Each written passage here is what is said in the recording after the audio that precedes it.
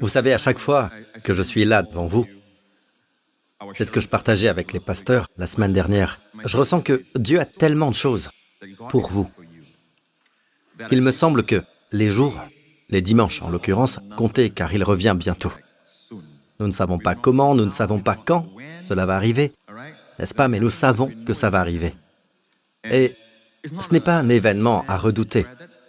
En fait, l'enlèvement a été enseigné pour la première fois dans la chambre haute, quand Jésus a dit que votre cœur ne se trouble pas et ne se laisse pas effrayer. Vous croyez en Dieu?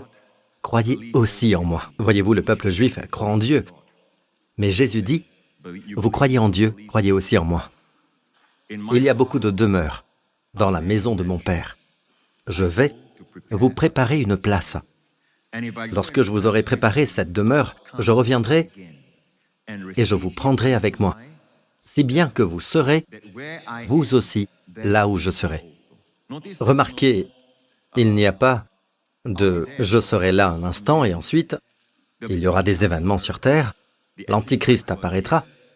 Vous n'irez pas tout de suite, mais je viendrai pour vous. Ne vous inquiétez pas, je viendrai pour vous. Non, rien de tout cela, n'est-ce pas? En fait, l'enlèvement est imminent. Nous ne savons pas quand cela peut arriver, mais ça peut se produire à tout moment. Cela peut arriver aujourd'hui, cela peut arriver cette semaine, à n'importe quel moment. Il n'y a aucun signe pour annoncer l'enlèvement, puisque la parole déclare « Si je pars, je reviendrai et vous prendrez auprès de moi ». Maintenant, ceci est la venue du Seigneur, et non l'apparition du Seigneur. En grec, il y a deux mots pour la venue du Seigneur. L'un est parousia, la venue du Seigneur, et l'autre est apocalypsis, d'où vient le livre de l'Apocalypse, ou apocalypsis. L'ouverture, le dévoilement, l'apparition. D'accord? L'apparition. Il apparaîtra, en fait. Quand l'enlèvement aura lieu, le monde ne le verra même pas. Cela arrivera si rapidement. C'est ce que vous trouverez dans 1 Corinthiens 15. 1 Corinthiens 15, si vous vous interrogez sur vos proches qui sont partis, en ayant connu le Seigneur, voici ce qui se passera. La Bible dit, et d'ailleurs, où qu'ils soient, ils peuvent avoir été immergés en mer, comme c'est le cas pour certains. Alors, où est le corps maintenant? Mais, voyez-vous, il y a quelque chose. Même avec tous nos progrès en sciences et tout ça, nous savons que tout commence par un être humain, avec toutes les cellules de notre corps qui se multiplient. Or, cela commence avec une cellule microscopique que vous ne pouvez voir. Tout commence par cela. Un bébé se forme à partir d'une cellule microscopique. Toutes les cellules qui existent dans le monde ne sont pas perdues pour Dieu, même pour ceux qui ne sont pas enterrés. N'est-ce pas? Pour ceux qui se sont perdus en mer, leurs parties peuvent être éparpillées partout, mais Dieu a le pouvoir de tout rassembler. Il connaît chaque cellule microscopique, même pour ceux qui, au lieu d'être enterrés, sont brûlés ou ont une fin tragique. Vous voyez, Dieu sait comment faire pour tout rassembler. Car il ne ramène pas l'ancienne chair, il n'a pas besoin de vos anciennes cendres, il n'a pas besoin de cela. Il rassemble tout simplement les cellules, même si les cellules sont éparpillées partout. Certains sont dans la tombe, mais d'autres non. Certains sont dispersés un peu partout, il est capable de tout rassembler en donnant un seul ordre. Amen. Et c'est pourquoi la Bible dit que ces choses sont si glorieuses. Alléluia. Et quand cela arrivera, dans le livre de 1 Corinthiens 15, il est dit qu'en un clin d'œil, vous voyez l'œil? Regardez l'œil de quelqu'un qui cligne de l'œil. D'accord? L'enlèvement se produira aussi rapidement que cela. Alors nos corps seront transformés. L'enlèvement est une bonne nouvelle. Nous aurons un corps qui sera, j'imagine, musclé, sans faire d'effort. Amen. D'accord? Ce sera un corps beau et en pleine forme. Tout le monde sera beau. Amen. Et chaque homme ressemblera à Monsieur Univers. Chaque femme ressemblera à Miss Univers. D'accord? Je vous dis que vous aurez l'air glorieux. Amen. Certains disent, eh bien, est-ce que ce sera amusant? Non, ce sera encore plus qu'amusant.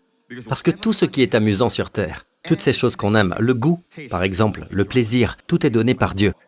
Dieu ne peut vous offrir rien de moins que la plénitude dans votre corps glorifié. Alors, quand nous recevrons notre corps glorifié, il y aura des plaisirs que nous ne connaissons pas encore. Imaginez quand vous étiez qu'un esprit, imaginez avant que Dieu crée Adam. Dieu vous dit, voilà ce que j'ai pour toi. Oui, mais là, je peux voler, je peux aller ici et là. Mais si je suis là-dedans, je serai confiné. Mais Dieu dit, il y aura des plaisirs, il y aura des choses que tu vivras sur terre et des choses que Dieu avait réservées pour le monde non déchu, que vous n'avez jamais imaginées. Et maintenant que les gens sont dans leur chair, ils ne veulent pas être des êtres spirituels. Par exemple, ils refusent de vivre en dehors de leur corps. Alors c'est difficile à imaginer, mais rappelez-vous toujours que Dieu a vos meilleurs intérêts à cœur. Quand Dieu vous a conçu, il savait que vous aimeriez Singapour. Il vous a donné un supplément d'ADN qui vous a fait apprécier les aliments épicés sur votre langue. Amen. Et il a mis l'umami au Japon. Il l'a scellé là-bas. Ainsi, les durians ne poussent pas dans les pays où les gens les détestent. Ils poussent seulement dans les pays où on aime les durians. Vous avez remarqué cela? Amen.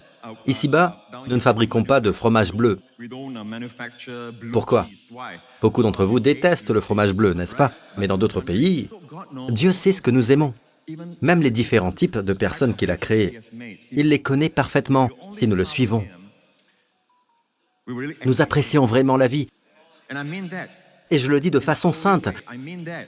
Je veux dire cela, d'accord, à la manière de Dieu. Vous ne savez pas ce qu'est le véritable plaisir. Vous pensez que tout le monde s'amuse?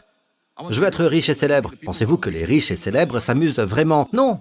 Jésus a dit, « Moi je suis venu afin que les brebis aient la vie et qu'elle l'ait en abondance. » Alors, quand l'enlèvement arrive, il faut comprendre que l'enlèvement est simplement notre héritage. Car ce que nous avons maintenant, ce sont les prémices de notre héritage. La Bible dit, nous soupirons en nous-mêmes la délivrance de notre corps. En d'autres termes, ce qui reste est la rédemption de notre corps. Comprenez-vous? Vous voyez quand Paul a utilisé le terme « les prémices de l'esprit », selon la version de Darby, ce qu'il voulait dire, et ailleurs, il a utilisé le terme « le gage de notre héritage ». À cette époque, quand ils achetaient quelque chose, s'ils ne pouvaient pas payer la totalité, alors ils faisaient un versement de garantie, faisaient un acompte, ce qui signifiait « je reviendrai » avec le paiement complet pour cet achat, vous comprenez? Alors, quand Jésus est monté au ciel, il nous a donné le Saint-Esprit. Et pourtant, la Bible dit que le Saint-Esprit est la garantie, il est l'acompte. Il est le gage de notre rédemption. Mais sommes-nous rachetés de nos péchés? Oui. Alors, de quelle rédemption s'agit-il? Romains nous dit qu'il reste uniquement la délivrance de notre corps.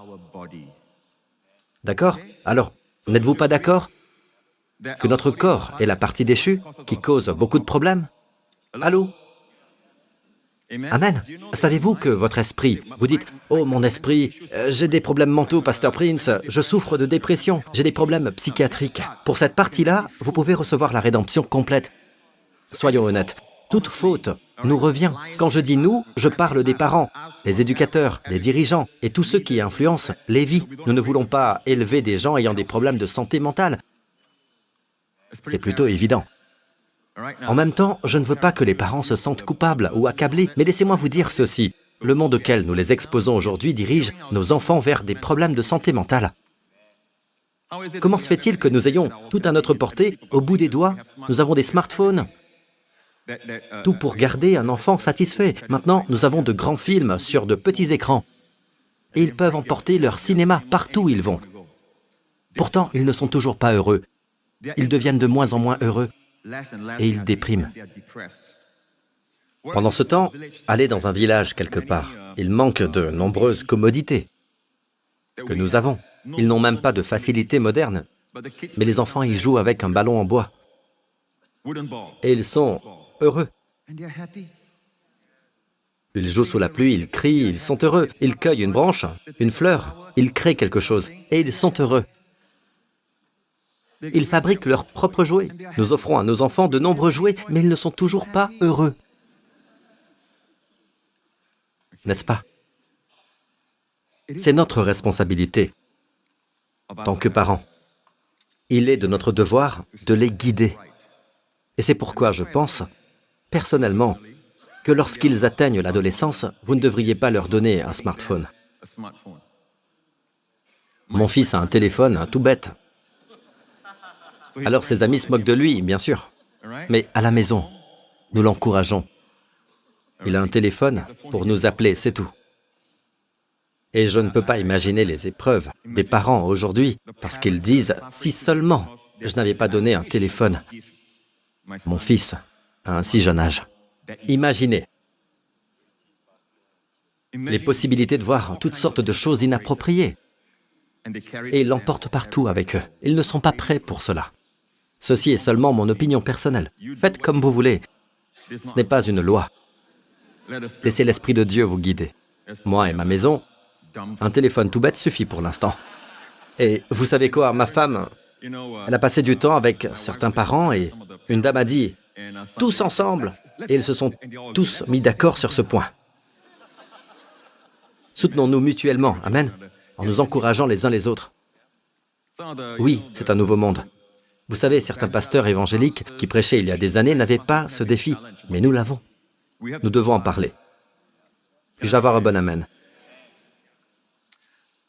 Je veux que vous sachiez que quand le diable s'approche de quelqu'un, il attaque l'esprit et les gens dans le monde, ils ne veulent pas reconnaître le diable. Ils pensent qu'ils sont si intelligents. La Bible dit, oui, la Bible dit dans la version Darby, l'insensé dit en son cœur, il n'y a point de Dieu. Alors quand ils disent dans leur cœur, il n'y a point de Dieu, devinez quoi? Ils croient aussi, il n'y a pas de diable. Alors, ils pensent que tout peut être géré scientifiquement ou médicalement avec notre savoir, car les hommes se vantent soit de leur intelligence, soit de l'ouvrage de leurs mains, l'ouvrage de leurs mains ou leur sagesse, sachant que les deux sont limités et insignifiants. Amen. Le plus grand problème des Israélites quand ils sont sortis d'Égypte n'était pas juste le veau d'or. Oui, c'était le veau d'or, mais si vous lisez attentivement dans les Actes, quand Étienne raconte l'événement tout entier, Darby nous dit qu'ils ont adoré le travail de leurs mains. L'idolâtrie continue lorsque nous adorons l'œuvre de nos mains. Amen. Nous pensons que nous pouvons tout faire et maintenant ils envisagent même de créer un homme. Je vous dis la vérité. Ils envisagent d'utiliser l'IA pour créer. Ils appellent cela intelligence artificielle, n'est-ce pas? Cherchez la vraie. Il en existe une qui est vraie, il en existe une qui est éternelle. Il y a une intelligence qui ne peut pas mourir. Amen. Amen. Je disais à mon fils l'autre jour, regarde la Terre, regarde son emplacement dans l'espace. À quelques kilomètres, la science, ou plutôt la science séculière, te dira cela. Quelques kilomètres plus loin, elle brûlerait. Plus près du Soleil, elle brûle. Pardon. Quelques kilomètres plus loin, elle gèlerait toute la Terre. Elle est exactement où elle doit être pour la vie. Et ils disent qu'il n'y a pas d'intelligence. Imaginez de l'ordre issu du chaos. C'est ce qu'ils prétendent. Quand vous leur faites remarquer, ils disent qu'il n'y a personne. Vous êtes invité à un buffet, n'est-ce pas? Chez moi, disons. Après avoir mangé, vous dites « Mais compliment au chef !» Je dis « Il n'y a pas de chef. La nourriture est simplement apparue, le vent l'a déposée sur l'assiette. » La Bible dit « Ils se vantent d'être sages, mais ils sont devenus fous. Ils refusent de reconnaître Dieu. » Alors nous en sommes là. Que faisons-nous en ces temps? Les temps deviendront pires. Mais l'Église deviendra de plus en plus glorieuse. Puis-je avoir un bon amen? Amen. Alors, que ferons-nous pour nos enfants face aux défis et à l'exposition qu'ils rencontrent constamment? Que pouvons-nous faire? Eh bien, Dieu ne nous a pas laissés sans réponse, n'est-ce pas? Et je crois que l'Évangile est toujours la réponse. D'une manière ou d'une autre, vous savez, quand nous voyons des choses dans l'Église, par exemple, un pasteur comme moi, j'ai beaucoup de peine pour les pasteurs. Quand un pasteur voit l'Église faire face à des défis et des problèmes avec le péché, on pense souvent, oui, nous devons prêcher davantage sur la crainte du Seigneur, davantage contre le péché. Le problème, c'est que lorsque je regarde dans la Bible, même lorsque de mauvaises choses arrivent, Dieu veut que son peuple soit occupé avec Christ, focalisé sur le positif, occupé avec sa gloire, sa beauté, tout ce qui fait qu'il est excellent. Quelque chose d'horrible arriva un jour dans le ministère. Vous savez, c'était dans Lévitique 10, quand Nadab et Abihu, les deux fils d'Aaron, qui étaient les successeurs pour devenir les sacrificateurs, après leur père, Aaron. Il est dit que Nadab et Abihu apportèrent devant l'Éternel du feu étranger qu'il ne leur avait pas ordonné. Souvenez-vous, l'offrande brûlée est une image de notre Seigneur Jésus-Christ. Amen. Il y a 4 coins, tout comme la croix en a 4. Les 4 coins de la croix, amen. Il y a 4 cornes pointant vers les 4 coins de la terre, ce qui signifie que l'Évangile, l'œuvre de Jésus-Christ, pour toutes les personnes, partout. Elle n'est pas seulement pour les Juifs. Si seulement le peuple juif de l'époque avait eu les yeux pour voir pourquoi il y a 4 coins. Amen. C'est pourquoi Jésus a dit « Allez dans le monde entier et proclamez la bonne nouvelle à toute la création, d'accord ? Car Dieu a tant aimé le monde, pas seulement la nation juive. Ils ont un rôle à jouer, surtout dans l'enseignement prophétique. Mais l'Évangile est pour le monde entier. Dieu aime le monde entier et il a donné son Fils unique. Puis-je avoir un bon amen ? Amen. Tout ce qui concerne l'offrande brûlée parle de la croix. Amen. Ça concerne la croix. À l'époque, vous savez, ils pouvaient y mettre 5 éléments. Ils pouvaient mettre un bœuf comme victime, ou un agneau, ou une chèvre. Ils pouvaient mettre de la farine, qui représente la vie de Jésus avant sa mort, car on n'y trouve pas de sang. C'est pourquoi il faut de la farine raffinée. Lorsque vous touchez de la farine raffinée, elle fond dans vos mains. Elle est si douce. Mesdames, c'est comme de la poudre. Vous voyez ce que je veux dire? C'est plus fin que ça. Et cela parle de la personne de notre Seigneur Jésus dans Matthieu, Marc, Luc et Jean, surtout sa vie terrestre. Touchez-lui un tel équilibre, une telle beauté, l'équanimité et la symétrie. Vous savez, on dit que si vous regardez quelqu'un avec attention, ne me regardez pas maintenant. Quand vous analysez les autres, les regardez longuement. Si vous regardez de près, certains ont un œil plus petit, un œil plus grand, une narine qui se dilate, l'autre qui se serre, bref, tout plein d'imperfections. Mais on dit que lorsqu'on est symétrique, on nous dit qu'on est beau ou belle, n'est-ce pas? C'est ainsi que le monde le définit. Regardez Jésus, dans toutes ses caractéristiques, tout a de la symétrie. Quand il est ferme, ce n'est pas de la dureté. Parfois, quand les gens sont fermes, ils sont durs. Quand Jésus est bon, il n'est pas indulgent. Certains parents deviennent permissifs et appellent cela de la bonté. Il faut être bon avec vos enfants. Non, là, vous êtes indulgent, vous êtes permissif. Et un jour, ils se tourneront vers vous, oui, et diront, « Pourquoi? Pourquoi m'avez-vous élevé ainsi ?» Et s'ils ne le disent pas, dans leur cœur, ils se diront, « J'aurais aimé que vous me donniez des limites. J'aurais voulu que vous soyez plus ferme avec moi. J'avais besoin d'un adulte pour me guider. Je ne savais pas quoi faire. » Amen. Alors, être permissif, ce n'est pas être bon. Ignorer les choses sans les aborder, ce n'est pas être bon. Vous écoutez? Dans les évangiles, Jésus est si parfait, si beau. Amen. Chaque action, chaque geste, si intentionnel. Quand Pierre a nié le connaître, il était dans le palais de Caïphe, le prêtre où Jésus était interrogé. Jésus lui avait dit plutôt dans la chambre haute, « Tu me renieras 3 fois » quand il vantait sa capacité, sa volonté de suivre le Seigneur, même jusqu'en prison et jusqu'à la mort. Et Jésus dit, avant que le coq chante 3 fois, tu me renieras. N'est-ce pas? À cet instant précis, au 3e reniement, la Bible dit que Jésus se retourna et regarda Pierre. Même chaque regard est beau. Et c'est ce qui brisa le cœur de Pierre. Parce que ce regard dit, maintenant, tu sais où cela te mène de compter sur toi-même. Mais Pierre, je t'aime toujours, Pierre. Je te pardonne. Je te regarde. Et vous savez, quand Jésus vous regarde, oh, ses yeux. La Bible dit dans le Cantique des Cantiques qu'il a des yeux de colombe. Tout comme son épouse. Tel il est, telle est son épouse. Il a des yeux de colombe. On voit le Saint-Esprit, l'amour, la douceur en lui. Mais ses yeux brûlent parfois de feu. Quand il voit l'oppression, quand il voit des malades, quand il voit les esprits mauvais tourmenter quelqu'un, comme le démoniaque gadarénien, par exemple, ses yeux se posent toujours quand il entend le cri. Et d'ailleurs, si vous êtes en Israël, et si quelqu'un crie vraiment de l'autre côté, à Gadara, de là où vous êtes à Capernaum, c'est une ligne droite au-dessus de la mer. Je fais allusion à la mer de Galilée pour arriver à Gadara. Si quelqu'un se tient là-bas, imaginons que nous envoyons le pasteur Marc là-bas, et il peut crier. En fait, on pourrait envoyer le pasteur Laurent, qui a joué le rôle du démoniaque gadarénien une fois. Bon, on a amené des familles là-bas, les enfants étaient là, et il a joué le rôle du démoniaque gadarénien. Et vous savez quoi? Il s'est bien amusé. Donc, encore une fois, demandez au pasteur Laurent de se tenir là-bas. Si vous criez, même aujourd'hui en Israël, si vous criez là-bas, on peut l'entendre ici.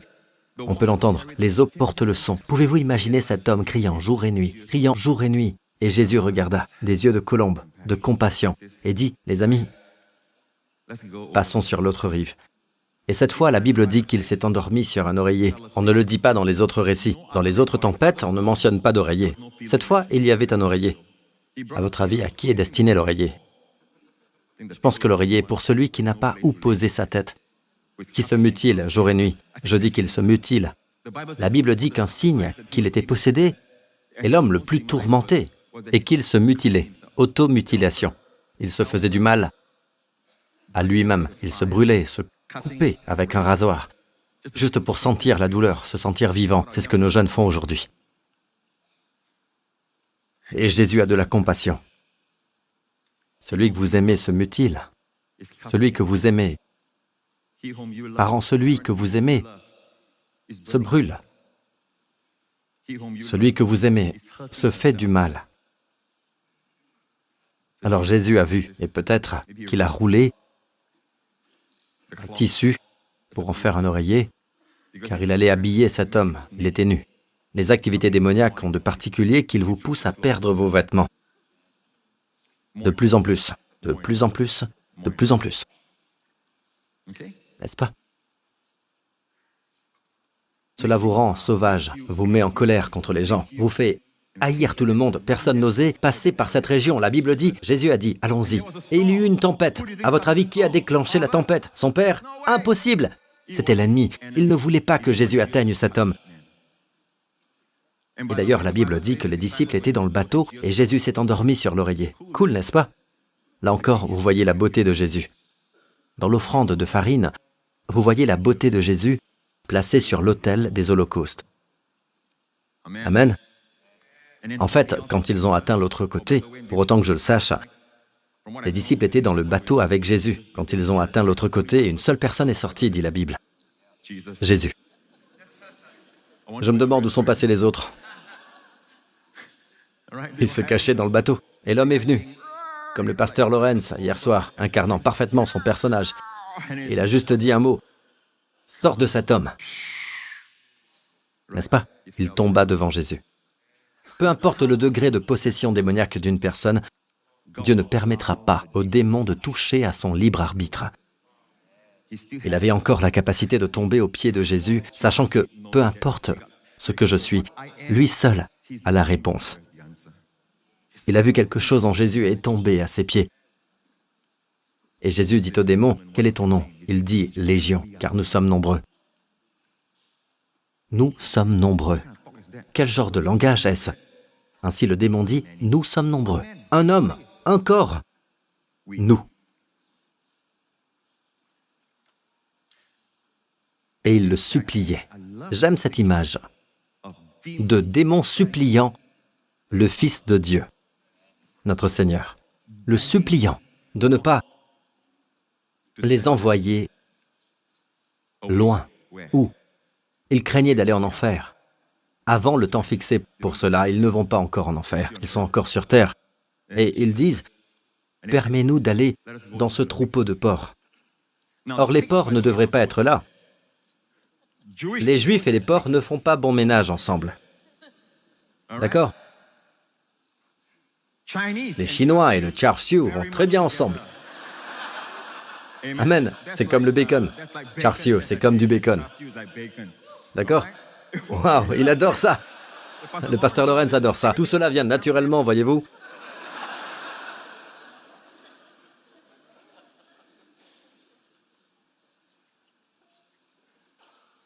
Ils ont supplié Jésus de leur permettre d'aller dans les ports.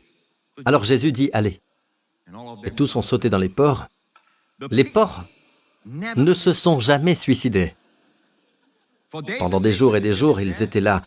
Cela faisait des années qu'ils étaient là. Ils n'ont jamais pensé à se suicider. Mais au moment où les démons sont entrés en eux, ils ont sauté dans l'eau. Tous sont morts, tous ont péri. Pensez-y, se suicider, se couper. Le suicide, toutes ces choses se produisent. C'est démoniaque. Et notre lutte n'est pas contre le sang et la chair, frères et sœurs. Amen. Nous allons nous équiper, dit l'Église. Oui, nous avons des principautés et des autorités et devons lutter contre elles. Nous devons vivre des vies plus saintes, n'est-ce pas? Je suis d'accord, mais comment y arriver? Par l'évangile de la grâce. Amen. Votre casque du salut, qu'est-ce que c'est? Dans un autre passage, il est dit que votre casque, c'est l'espérance du salut. Si les gens n'ont même pas l'assurance que leurs péchés sont pardonnés, ils n'ont pas l'assurance. Espérance, c'est elpis en grec, n'est-ce pas? Elpis signifie, pas Elvis, pensez à Elvis, elpis avec un P. Elpis signifie l'expectative du bien. Parce que j'ai reçu le salut, parce que tous mes péchés sont pardonnés. Quand je prie, je m'attends à une réponse à ma prière. Donc, mon avenir est bon. Amen. Je crois que mon Dieu est allé de l'avant et a redressé tous les chemins tortueux.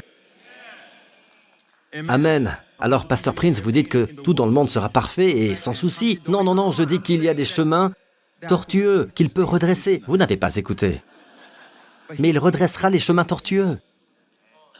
Amen. Dans les derniers jours, quand Jésus reviendra, ce n'est pas le retour, ce n'est pas l'enlèvement. L'enlèvement est valable seulement pour son peuple. Ils reçoivent un corps tout neuf. Et dans ce corps, vous ne vous sentirez plus jamais fatigué, vous ne tomberez plus malade, vous ne mourrez jamais. Pour combien de temps? Oh, éternellement. C'est long, vous savez, pour vivre dans un corps. Et ce corps ne peut pas vieillir. Car tout cela est venu à cause de la chute de l'homme. Vous serez toujours fort, toujours jeune. La Bible dit plus de douleur, la Bible mentionne des choses qui n'existeront plus. Plus de douleur, plus de larmes, plus de tristesse. Tout se trouve dans le livre de l'Apocalypse. Nous avançons vers cela. Mais dans le monde, il viendra pour juger le monde. Oui, l'agneau de Dieu sera le lion de Juda. Il viendra pour juger le monde. Mais même alors, quand il reviendra et que je verrai sa gloire, car vous savez, pour moi, adorer un Dieu qui n'est que doux, vous savez, je ne peux pas adorer ce genre de Dieu. Et il n'est pas ce genre de Dieu. Amen. Il gère les situations au fur et à mesure. Comme la maladie, il la déteste. J'ai dit, il la déteste. Il déteste l'oppression. Pouvez-vous imaginer un Dieu qui dirait « Oui, l'oppression, mais vous savez quoi? Aimez tout le monde. » Hein? Non, notre Dieu n'est pas ce genre de Dieu. Il aime chacun, mais il ne renoncera jamais au rôle de celui qui rendra justice. Et nous, Pasteur Prince, en tant que chrétiens, nous avons encore des problèmes, n'est-ce pas? Eh bien, comprenez la différence, de sorte que nous aurons de l'assurance le jour du jugement. Permettez-moi de vous donner une illustration. Alors, il faut que je leur donne un verset pour qu'ils pensent, qu'ils sachent qu'on leur a donné un verset de la Bible. Sinon, ils rentrent et disent que le Pasteur Prince n'a pas utilisé de verset, comme on l'a accusé la semaine dernière. Tout ce que je partage vient de la Bible, mais certains veulent le voir écrit pour les plus religieux parmi vous. D'accord? Donc, est-ce qu'il y a un Jean quelque part? Oui, un Jean 4? D'accord. Il n'y a pas de peur dans l'amour. Si possible, montrez-leur le verset qui vient juste avant. Vous connaissez tous ce verset. Voici comment notre amour est rendu parfait, que nous ayons de l'assurance le jour du jugement. C'est un jour de jugement, n'est-ce pas? Parce que tel il est, tel nous sommes aussi dans ce monde. Ces 10 mots sont importants. Si vous suivez ce ministère, nous enseignons souvent ce verset, car comme Jésus est, ainsi sommes-nous dans ce monde. N'est-ce pas? Ces 10 mots, mémorisez-les. Tel il est, cela ne dit pas tel il était quand il marchait sur les rives de la Galilée, comme il était quand il chassait ce démon en employant un mot. Et cet homme était si possédé. Certains disent qu'il y avait et 6000 démons, car il a utilisé le mot « légion » quand Jésus a demandé le nom du démon. Il dit « Je suis légion ». Mon nom est légion, car nous sommes nombreux. L'instant d'avant, c'est « mon » pour associer à « je ». Ensuite, c'est « nous ». Nous sommes nombreux. C'est nous. Imaginez cette voix sortant d'un homme, disant « nous ». Et Jésus a chassé, en employant un mot, des milliers ou des centaines, ou quel que soit le nombre, mais ils étaient des milliers. D'un seul mot, il a dit « partez ». Et ils sont tous partis. En ce qui nous concerne, nous devons ajouter « partez au nom de Jésus ». Amen. Imaginez votre Seigneur, une telle autorité, mais il ne l'utilise jamais pour abuser de vous. Il l'utilise pour vous sauver, pour combattre pour vous. C'est votre Seigneur. Quand vous l'adorez, pensez à tout cela, en l'adorant. Amen. D'accord. Regardez ceci. Nous avons élaboré sur la dernière partie, car comme il est maintenant couronné de gloire et d'honneur, le ressuscité, le glorifié, et il n'est plus le Jésus qui marchait sur les rives de la Galilée avec son humilité. Il est devenu homme. Amen, a vécu une vie simple, pas ce Jésus-là, même s'il était oint du Saint-Esprit et accomplissait de grandes œuvres et des miracles, faisant le bien, guérissant tous ceux qui étaient sous la domination du diable. Et vous n'êtes pas comme il était. Si cela était le cas, ce serait déjà bien. Amen. Mais vous êtes comme il est, à la droite du Père. Toute principauté et puissance est sous vos pieds. Car tel il est, tel nous sommes. Où? Dans ce monde. Alors je vais maintenant illustrer pour vous ce que signifie la première partie. L'amour est parfait en nous, de sorte que nous aurons de l'assurance le jour du jugement. Comment savoir si quelqu'un comprend vraiment la nouvelle alliance? S'il sait que Dieu l'aime parfaitement, comment le savoir? Que même le jour du jugement, il est confiant. Qu'est-ce que cela signifie? Je suis content que l'auteur ici, Jean, soit le même Jean du livre de l'Apocalypse. Et nous allons voir une illustration de cela, car le jour du jugement est arrivé. Il a voyagé dans le futur. En fait, vous pensez que l'IA et les choses du genre sont vraiment modernes, les prouesses de l'homme, bien avant que cela n'existe. Et d'ailleurs, nous en sommes encore à ses débuts. Dieu avait déjà créé le voyage dans le temps. J'ai dit le voyage dans le temps, oui. Dans le livre de l'Apocalypse, Jean était prisonnier sur l'île de Patmos, mais il a voyagé dans le futur, à une période où Jésus reviendra. Et là, il ne s'agit pas de l'enlèvement, mais de sa venue, pour sauver Israël et juger le monde, et juger les méchants. Il reviendra. Amen. Et Jean a vu ce jour, on l'appelle le jour du Seigneur ou le jour du jugement. Le jour du Seigneur n'est pas l'enlèvement, d'accord? Tâchez de vous en souvenir. Le jour du Seigneur, c'est le jugement, le jour du jugement. Et Jean s'est présenté devant lui, et quand Jean l'a vu, le même Jean qui avait posé la tête sur son sein, dans la chambre haute, cette fois, il a vu le glorieux Jésus. La Bible dit que ses yeux étaient comme un feu flamboyant. Amen. Et son apparence, comme de la laine blanche. Sa barbe, ses cheveux, ce n'est pas dû à l'âge. Il ne vieillit pas. Et d'ailleurs, vieillir et tout ça, la couleur n'est en fait pas plus blanche que la laine. D'accord? Parce que quand les gens vieillissent, c'est gris. Avez-vous remarqué cela? Et pour parler de la couleur, on dit blanc. D'accord? Mais il est dit plus blanc que la laine. Vous savez ce que ça veut dire? C'est une expression d'autrefois pour parler d'éblouissement. Quand on est ébloui, comme la neige fraîche, vous savez, la neige pure. Vous devez porter vos lunettes de ski pour éviter d'être ébloui. C'était comme s'il apparaissait brillant au point que Jean est tombé à ses pieds. Regardez ceci. Le jour du jugement. Jean nous représente tous là-bas, dans cette portion des Écritures. Et à ce moment précis, il n'est pas encore dans son corps glorifié. Pas encore. Mais regardez bien. C'est le jour du jugement. Il est vêtu en guerrier. Il revient pour juger, pour reprendre le droit que les méchants ont pris. Roi des rois et Seigneur des seigneurs. Chaque pouvoir, chaque autorité et toute domination seront soumis, se prosterneront devant son règne. Amen. Alors Jean est tombé devant lui. Il est vêtu comme un guerrier, comme un roi. Il ne porte pas de robe sacerdotale. Il porte une armure. Il est prêt pour la guerre. Qu'a-t-il fait? Jean est tombé, ce qui signifie qu'il a dû se prosterner, car la Bible dit qu'il a touché son épaule. Et connaissez-vous les premiers mots de sa bouche? Ce roi vêtu pour la guerre, savez-vous ce qu'il a dit? N'aie pas peur. N'aie pas peur, Jean. Je suis le vivant. J'étais mort, et voici, je suis vivant au siècle des siècles. Je détiens les clés de la mort et du séjour des morts. Parce que Jean pensait qu'il allait mourir, et il est tombé à ses pieds, comme s'il était mort.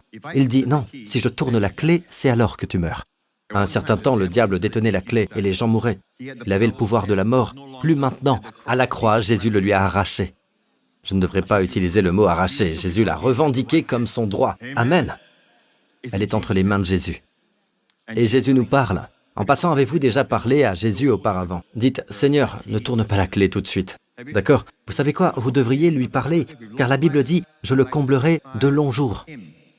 Le critère n'est pas de satisfaire Dieu. C'est comme si Dieu disait, dites-moi quand vous serez satisfait. 80, 90 ans, 100 ans, dites-moi. Lui avez-vous déjà parlé? Non? Parlez-lui. Ne me laissez pas parler à votre place. Je ne sais pas ce qui vous satisferait. Amen. Dites au Seigneur, ne tourne pas la clé tout de suite, d'accord? Il a les clés de l'enfer et de la mort, a-t-il dit à Jean. Et à partir de là, regardez Jean. Jean se tenait devant lui. Jean voyait. Il a traversé les 7 églises. Amen. Les réprimandant, corrigeant.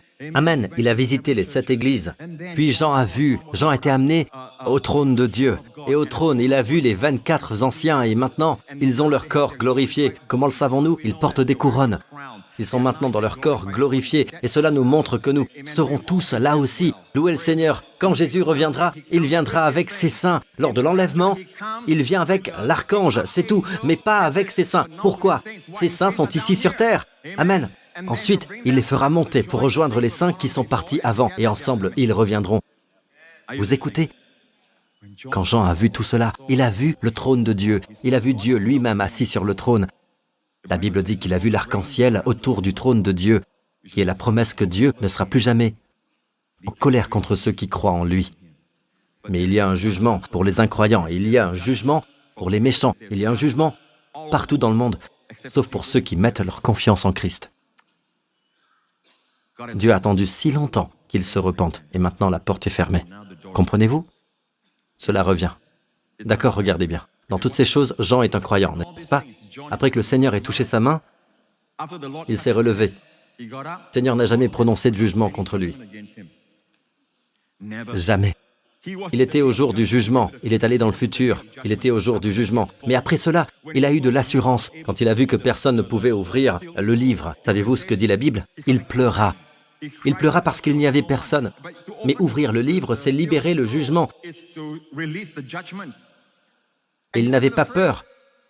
Il pleurait, car il savait que juger tous les maux de ce monde étaient nécessaires pour créer un monde nouveau où il y avait la paix, où il y avait l'harmonie, où il y avait l'amour. Aujourd'hui, ce n'est pas le cas. Cela sera ainsi quand il reviendra. Mais avant cela, il y aura un renouvellement par le feu. Amen. Alors il doit s'occuper du mal avant que le bien puisse entrer. Voyez-vous, vous ne pouvez apprécier la grâce de Dieu qu'en voyant la sévérité de Dieu. Dans la Bible, Paul dit, considère la sévérité et la bonté de Dieu. Amen. Mais il n'est pas sévère à votre égard, croyants, enfants de Dieu. Avec vous, comme Jean, Jean était là. Jean a vu tout cela. Jamais Jean n'a pensé, attention maintenant, comportez-vous bien, sinon cette coupe de jugement tombera aussi sur votre tête. Jamais Jean était là en spectateur, marchant avec lui, se dirigeant vers le trône de Dieu. Et il a même demandé,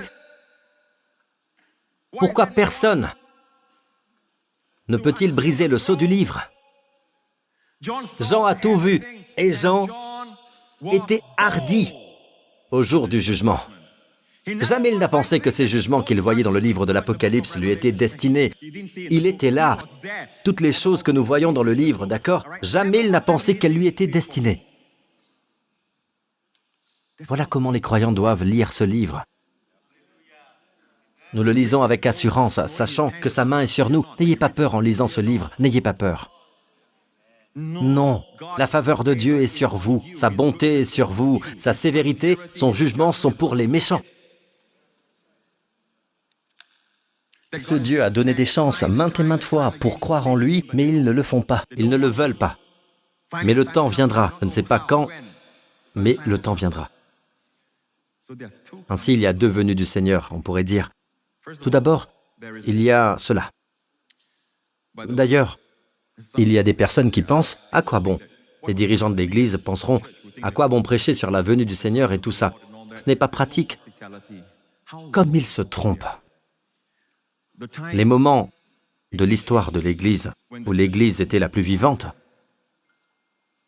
pleine de foi, centrée sur Christ et influente dans le monde où elle vivait, en voyant des missionnaires gagnant des territoires, conquérant des âmes. Pour Jésus, c'était un temps où l'enlèvement et la venue du Seigneur étaient fortement prêchés. Avoir cet espoir purifie. Vous savez, dans Timothée, il est dit que Dieu veut que nous soyons focalisés sur le retour de son Fils du ciel. Amen, cela changera nos vies. Mais faute de prédication, les gens se contentent de vivre leur vie terrestre comme si c'était la seule qu'ils avaient. Ils croient à l'enlèvement de manière distante, sans le percevoir, de façon réelle et concrète, pourrait venir aujourd'hui. Êtes-vous prêts? Amen. Maintenant, si vous êtes né de nouveau, vous êtes sauvés. Vous aurez ce corps nouveau et vous me montrez. Tout se passe en un clin d'œil, vous êtes partis. Pas le temps de craindre les hauteurs. Pourquoi? Vous craignez les hauteurs parce que la peur fait partie de votre corps actuel, votre ancienne chair. Dans le nouveau corps, il n'y a pas de place pour la peur. Alors n'êtes-vous pas heureux qu'au lieu de vous emporter d'abord dans votre ancien corps, puis de vous donner un corps glorifié là-haut, en un instant, nos corps seront transformés comme son corps, ne devant plus jamais se décomposer, ne devant plus jamais vieillir, ne devant plus jamais tomber malade, mais demeurant jeune et fort pour toujours. Il transforme nos corps et ensuite il nous emporte. Loué soit Dieu, il est si attentionné. Il sait que beaucoup d'entre vous ont peur des hauteurs. Amen. Attrapez quelques pêcheurs au vol, si le temps le permet, dans le clin d'œil. Cela se passe si vite, je sais, mais essayez d'attraper quelques pêcheurs, amen. Et en montant, vous dites juste, vous voulez accepter Jésus ou je vous lâche? Je ne pense pas que vous aurez le temps pour ça. Quel bel exemple d'un croyant face au jugement. Ou même lorsque vous lisez sur le jugement, vous savez où vous en êtes. Vous avez bien discerné la parole. Vous pouvez encore l'étudier. Ne négligez pas ces choses par peur, car certains chrétiens disent « Oh, vous devez y passer ». Même si je dis simplement que nous ne passerons pas par la tribulation. Mais même si nous traversons une tribulation, Jean, pas Jean dans son corps glorifié, Jean dans son corps non glorifié, remarquez qu'il n'est pas encore mort, peut tout regarder de manière détachée, avec assurance, sachant que ses péchés sont pardonnés. Ce n'est pas pour lui, ce jugement n'est pas pour lui. Dieu veut ce genre de croyants. Amen. Nous ne sommes pas sûrs. J'ai entendu un prédicateur dire « Personne ne sait si nous sommes sauvés ou pas jusqu'à ce que l'on meure. » Vous pouvez penser que vous êtes sauvés, mais vous ne l'êtes pas. Vous le pensez peut-être, mais vous ne l'êtes pas. En réalité, vous l'êtes. Donc, nous ne savons pas jusqu'à notre mort. Si vous mourrez et que c'est seulement ensuite que vous l'apprenez, il n'y a plus de chance. Vous pouvez décider seulement maintenant. Ma Bible me dit, ces choses sont écrites pour que vous le sachiez, que vous avez la vie éternelle. Dieu parle, la parole de Dieu parle toujours de certitude. Et chaque fois qu'il est dit, en vérité, c'est une certitude. Amen. Dieu parle avec sûreté, certitude, vérité, même des doubles vérités. Je vous le dis, amen, amen. En vérité, je vous le dis, il n'emploie pas de spéculation comme « peut-être, on verra ». Vous savez, seule la Bible peut être modérée, tout en étant autoritaire. Elle ne dévie pas de la vérité. Dans un monde rempli de demi-vérités et parfois de mensonges complets, enjolivés, décorés comme des vérités, il est difficile pour nos enfants qui n'ont pas l'habitude de lire la Bible, de connaître la vérité.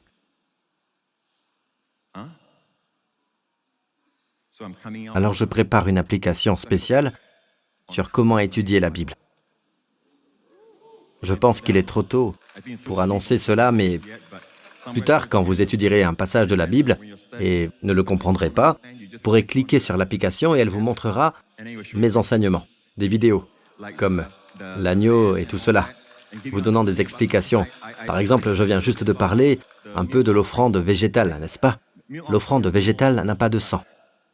L'offrande brûlée à un animal, du sang, et il en est de même pour le sacrifice de communion. Parmi les 5 offrandes, la seule qui soit dépourvue de sang, c'est l'offrande végétale. Pourquoi? Elle représente la vie de Jésus, surtout dans Matthieu, Marc, Luc et Jean, sa vie terrestre, comme la farine raffinée. D'ailleurs, il ne s'agit pas seulement de farine raffinée. Je n'ai pas le temps de parler des autres types de farine. Vous savez, Qui dit autre type de farine dit aussi autre particularité. Par exemple, de l'huile est versée sur la farine raffinée. Cela est-il arrivé à notre Seigneur? Quand il est sorti des eaux du baptême, le Père a dit, « Celui-ci est mon Fils bien-aimé, il a été oint du Saint-Esprit. » Vous voyez maintenant la farine raffinée avec l'huile, le Saint-Esprit. Et Dieu, vous savez ce que Dieu dit? En passant, après cela, qu'ajoutez-vous d'autre? Que mettez-vous d'autre? Ah, c'est pour cela que vous avez tous besoin de cette application. Vous allez promouvoir ce produit sans honte, car c'est bon. Amen. Vous serez en quelque sorte partenaire de l'Évangile, d'accord? Il n'y a aucune obligation. Nous vous en dirons plus au moment venu. Vous savez ce qu'ils ajoutent? De la farine raffinée, puis de l'huile, le Saint-Esprit. Ils ajoutent alors l'encens, qui a un parfum agréable, ce qui représente chaque pensée de Jésus. Si vous étudiez Matthieu, Marc, Luc et Jean, vous ne pouvez pas vraiment l'apprécier. Vous savez pourquoi? L'encens monte. Seul le Père peut être vraiment satisfait de son Fils. Ce qu'il pense, ce qu'il dit, tout est marqué par l'encens qui monte. Vous savez, si on me presse, l'encens ne sortira pas. D'accord? Je m'irriterai contre vous. D'accord? Mais chaque fois que la pression est sur Jésus, c'est un parfum agréable qui se répand. Oh, être comme lui. Quand il est dans votre vie, il est partie intégrante de vous. Un vrai homme et une vraie femme, car il y a des caractéristiques de Dieu. Quand Dieu créa l'homme et la femme, il plaça ces caractéristiques en eux. Dieu s'est même décrit une fois comme une femme, El Shaddai.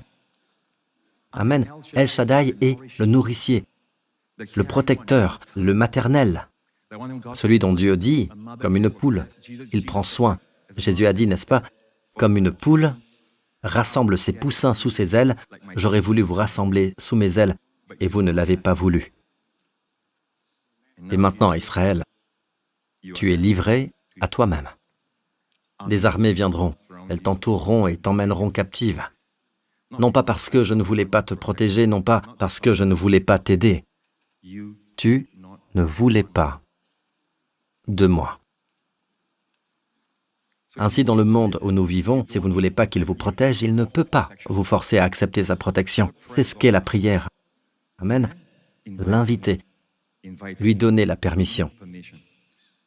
D'accord? Vous me suivez jusqu'ici? Vous comprenez? Je dois conclure, d'accord? Donc, vous avez vu qu'il y a un verset biblique là, n'est-ce pas? D'accord? Et pendant tout ce temps, quand Jean regardait les 24 anciens, tous les saints qui sont rachetés, savez-vous ce que Jean enseignait? Tel il est, tel nous sommes. Tel il est, tel je suis aussi. Parce que pour eux, vous ne pouvez pas être dans ce monde. Ils y sont déjà avant que vous puissiez y être.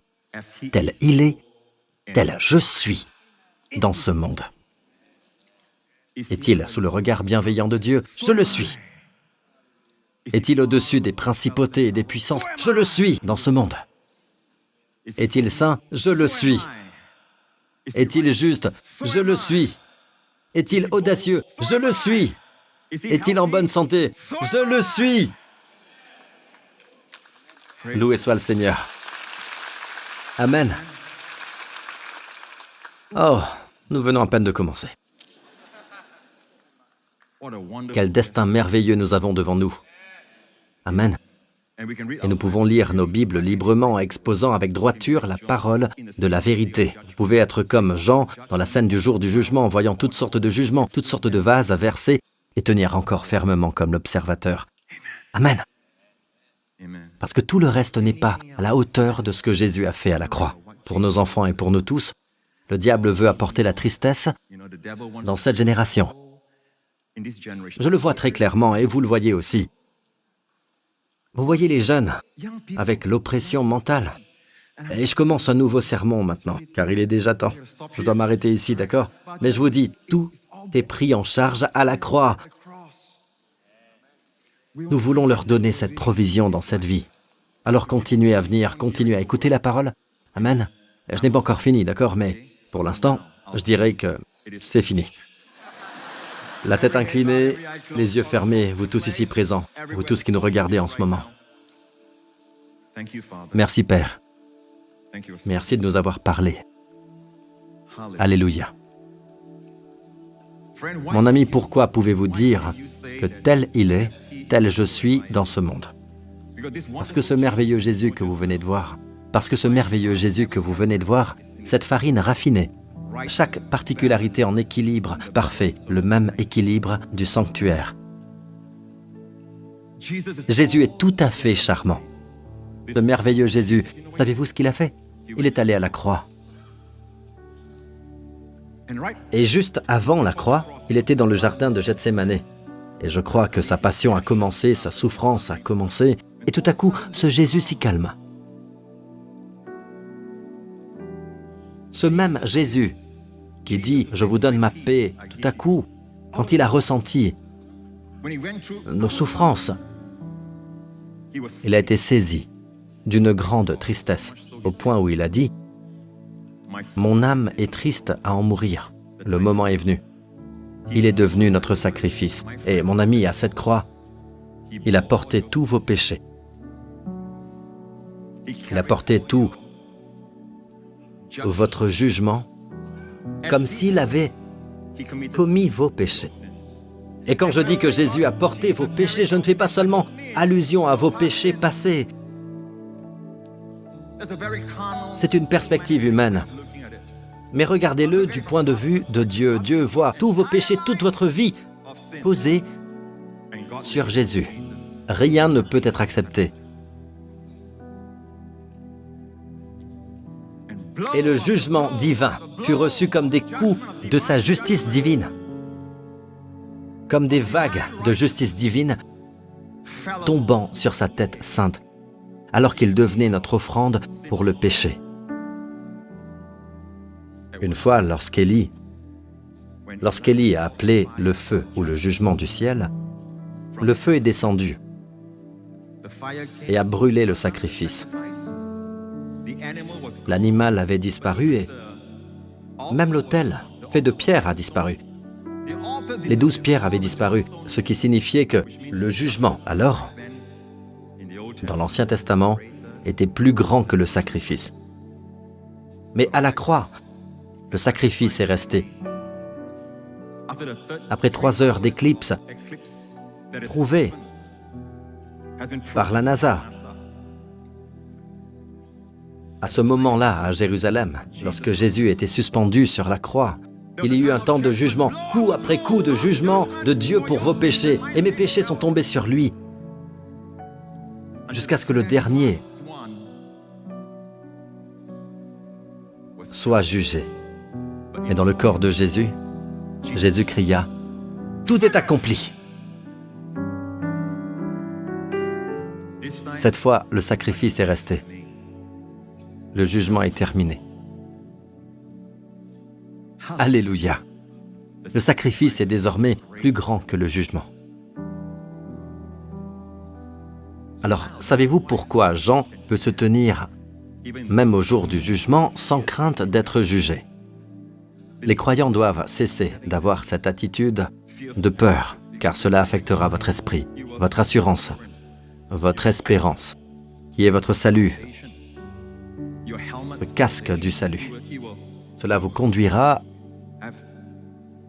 à avoir des pensées sombres sur l'avenir. Cela vous fera attendre le pire, et cela amènera la dépression. Tout commence par votre assurance. Savoir que vos péchés sont pardonnés. Vous et Dieu êtes proches. Il est votre Père. Amen. S'il s'agit de vous, que vous vous dites « Pasteur, je veux que Jésus-Christ soit mon sauveur. Je veux que tout ce qu'il a fait devienne réel. » Mon ami, il est ressuscité le 3e jour. Et c'est comme une proclamation que tous les péchés qu'il a portés ne sont plus sur lui. Cela signifie que tout a été efficacement mis de côté, éloigné pour toujours. Alléluia. Cela signifie que son sacrifice a été accepté par Dieu. Dieu est éternellement satisfait de ce que son Fils a accompli. Et aujourd'hui, Dieu ne veut pas que son peuple soit conscient du péché, comme s'il portait encore ses péchés, comme s'il portait encore le jugement sur lui-même, comme s'il payait les conséquences de tout ce qu'il avait fait, se sentant toujours coupable, se sentant toujours indigne, car cela déshonore ce que Jésus a fait. Se lever et honorer Jésus, glorifier Dieu, c'est dire « Je suis maintenant la justice de Dieu en Christ. » Amen. Alors, si c'est vous et que vous dites « Pasteur, priez pour moi », priez avec moi maintenant. Dites « Père Céleste, Jésus-Christ est mon Seigneur et mon Sauveur. Et il est mort à la croix pour tous mes péchés.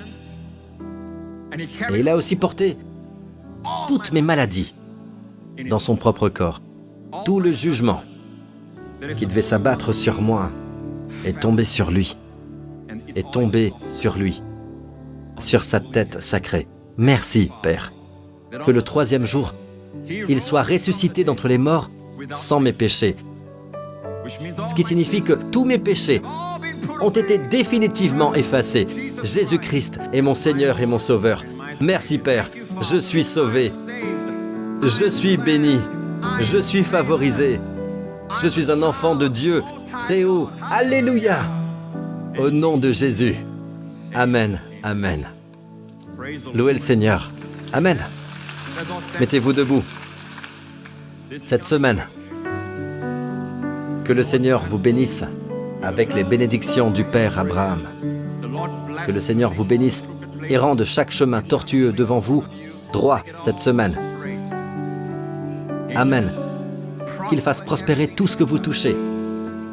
Amen. Et cette semaine, que le Seigneur vous garde, vous et vos proches, du mal, du danger, de toute infection, de la maladie et de tout le pouvoir du malin. Que le Seigneur vous garde, vous et vos proches, de la dépression, de l'anxiété et des peurs. Que le Seigneur fasse briller son visage sur vous, vous soit favorable et vous accorde à vous et à vos proches sa paix. Shalom. Au nom du Seigneur Jésus. Et que le peuple de Dieu dise « Amen ». Que Dieu vous bénisse. À très bientôt.